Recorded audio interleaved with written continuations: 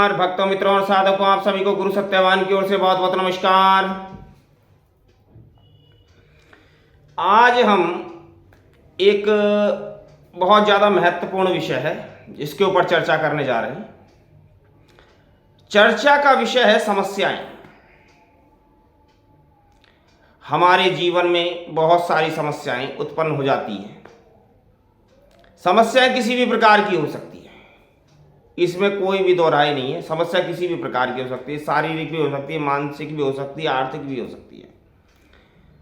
तो जिस प्रकार से नानक साहब ने कहा, कोई तन दुखी, कोई मन दुखी, कोई धन दुखी, दुखिया सब संसार। तो सारा संसार दुखी तो है, ठीक है, लेकिन जब परमात्मा किसी समस्या को उत्पन्न करते तो साथ में उसका निदान भी, अर्थात उसका उपाय भी हम लोगों के सामने होता है, परंतु बड़ी खोजबीन के बाद वह उपाय हमें प्राप्त होता है।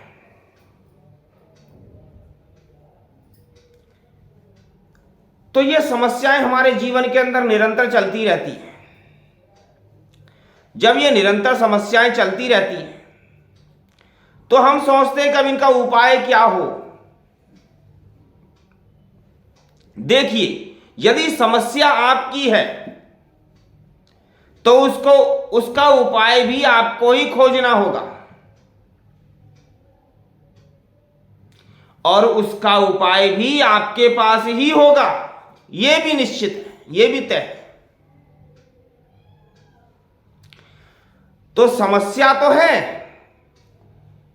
अब इस समस्या का निदान कैसे मिले हमें?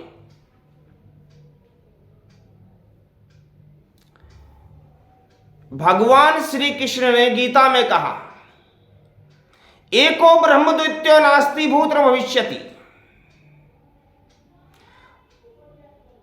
शिव का भी यही वचन है, बड़े बड़े संत मुनि महात्माओं का भी यही वचन है, एको ब्रह्म द्वितीयो नास्ति भूत भविष्यति।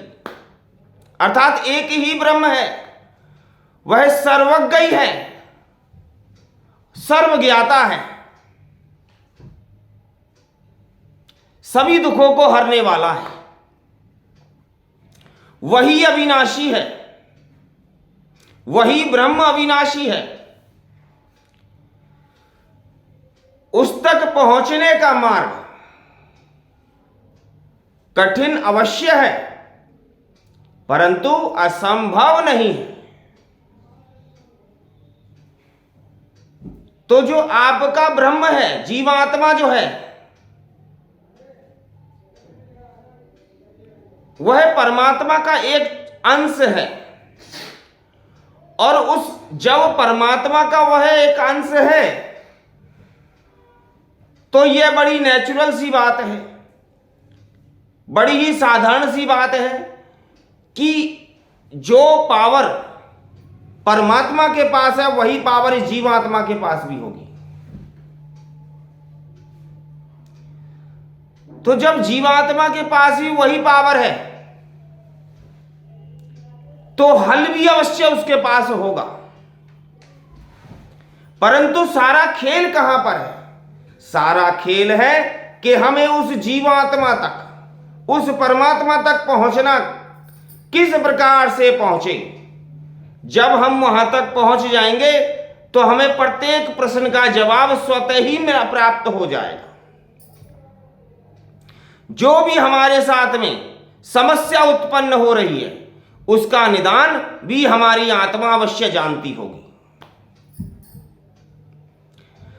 तो अपने गुरुदेवों का ध्यान करके अपनी आत्मा तक पहुंचने का प्रयोग करें, अपनी आत्मा तक पहुंचें, ताकि आप उस परमात्मा से स्वतः बहुत आसानी से मिल सके। राह कठिन तो है, परंतु असंभव नहीं है। बिल्कुल निश्चित रूप से आप पहुंच सकते हैं, और जो समस्या है उसका समाधान भी उसी आत्मा के अंदर निहित है, अर्थात छुपा हुआ है। आप स्वतः ही अपनी समस्या का निदान कर सकते हैं, परंतु आपको वहां तक पहुंचना होगा। वहां तक पहुंचने का मार्ग आपके गुरुदेव ही आपको बताएंगे, किस प्रकार से आप वहां तक पहुंच सकते हैं। इसलिए अपने गुरुदेव के चरण कमल कभी भी ना छोड़ें, उनके चरण कमलों से सदा लिप्त रहें